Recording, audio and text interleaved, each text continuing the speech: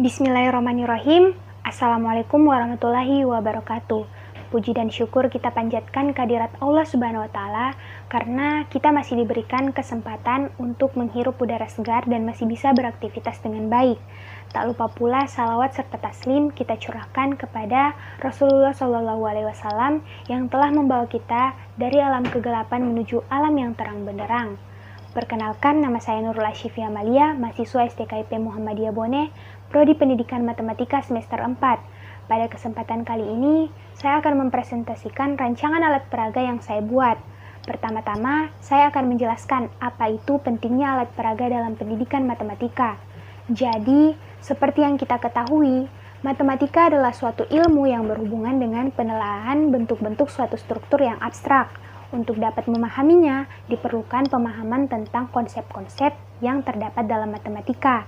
Karena sifatnya yang abstrak, maka dalam pembelajaran matematika masih diperlukan benda-benda yang menjadi perantara atau alat peraga yang berfungsi untuk mengkonkretkan sehingga fakta-faktanya lebih jelas dan lebih mudah diterima oleh siswa. Oleh karena itu, wajar apabila matematika tidak mudah dipahami oleh kebanyakan siswa usia sekolah dasar. Berdasarkan hal tersebut, untuk memahami suatu konsep matematika, siswa masih harus diberikan rangkaian kegiatan nyata yang dapat diterima akal mereka. Dengan demikian, alat bantu belajar atau biasa disebut dengan media pembelajaran sangatlah diperlukan dalam pembelajaran matematika untuk memberikan pengalaman belajar yang bermakna, mengaktifkan, dan menyenangkan. Disinilah peran para pengajar yang harus dapat mengubah pendapat-pendapat yang mengatakan bahwa matematika sangatlah sulit, matematika membosankan. Bagaimana caranya? Hal yang dapat dilakukan oleh seorang pengajar adalah dengan membuat beberapa media belajar yang menyenangkan dan menarik siswa untuk mau mencobanya. Media ini dapat berfungsi sebagai alat bantu seorang guru untuk mengajar dan alat bantu siswa dalam memahami konsep pembelajaran yang disampaikan oleh guru. Nah, pada kesempatan kali ini saya merancang alat peraga yang diberi nama jam sudut. Jam sudut ini merupakan media pembelajaran yang menyediakan berbagai macam sudut yang dihasilkan dari jarum jam.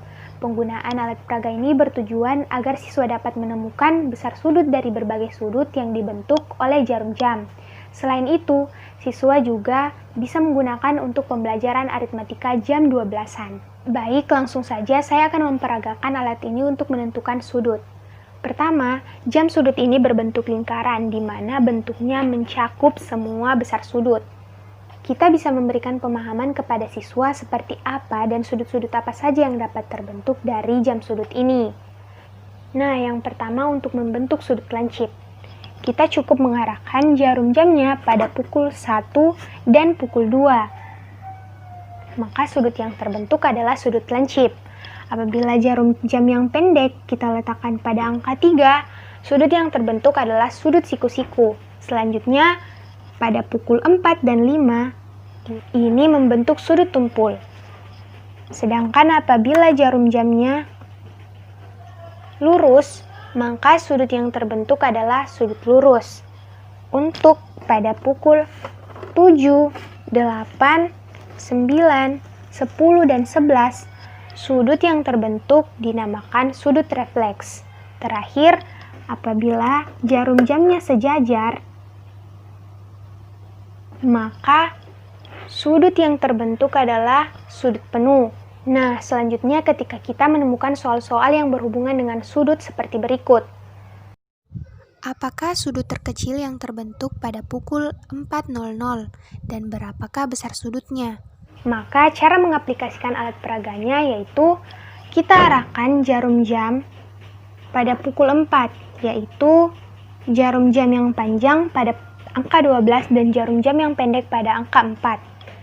Setelah itu kita melihat sudut terkecil yang terbentuk dari jam 4. Nah, berarti sudut yang ini. Seperti yang saya jelaskan tadi, bahwa apabila jarum jamnya menunjukkan pukul 4 dan pukul 5, maka sudut yang terbentuk adalah sudut tumpul. Selanjutnya, untuk menentukan besar sudutnya. Karena pada alat peraga ini saya hanya mencantumkan 4 besar sudut, maka terlebih dahulu kita harus menghitung berapa besar sudut pada setiap jamnya. Kita mulai dari jarum jam yang panjang, yaitu letaknya pada angka 12. Ini juga tepat pada 0 derajat. Lalu pada angka 3, tepat pada 90 derajat. Nah, untuk menentukan besar sudutnya, pertama-tama kita hitung dulu berapa langkah menuju angka 3 yang tepat pada 90 derajat. Baik, langsung saja kita hitung. 1, 2, dan 3. Jadi, ada 3 langkah. Nah, untuk menentukan setiap 1 jamnya, kita bagikan angka 90 derajat dengan 3.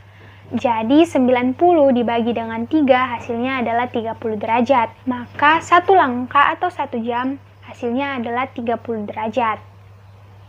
Karena tadi kita ingin menentukan besar sudut pada pukul 4.00, maka kita hitung dulu berapa langkah menuju angka 4. 1, 2, 3, 4. Ada 4 langkah.